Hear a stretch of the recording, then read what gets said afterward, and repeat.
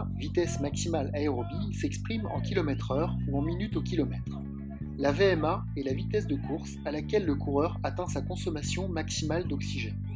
Il existe de nombreux tests pour la déterminer.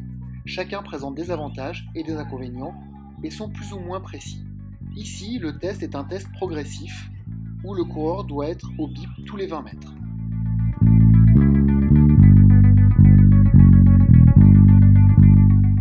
Le test VMA peut également avoir lieu sur tapis roulant, dans un laboratoire afin de pouvoir mesurer les échanges gazeux ou réaliser les prises de lactate.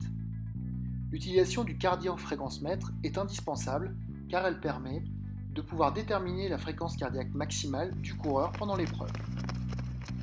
Ici, nous sommes sur un test de demi-Cooper sur 6 minutes où les élèves doivent parcourir la plus grande distance possible pendant ces 6 minutes.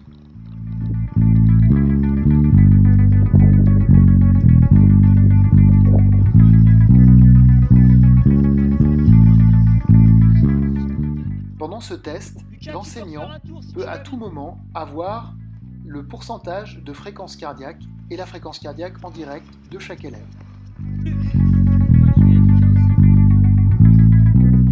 À l'issue du test, l'élève est dans un épuisement maximal. À la fin de ce test, nous allons pouvoir prendre la courbe de fréquence cardiaque de l'élève afin de déterminer la fréquence cardiaque max qui est atteinte à la fin du test. Il y a une corrélation entre la fréquence cardiaque et la vitesse maximale aérobie.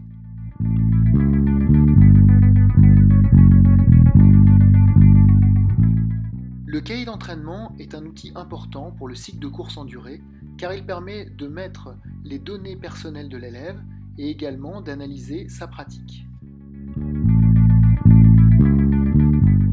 À l'issue du premier test de VMA, l'élève pourra déterminer les différentes allures de course en pourcentage de VMA à partir de son test de demi-Cooper ou son test progressif.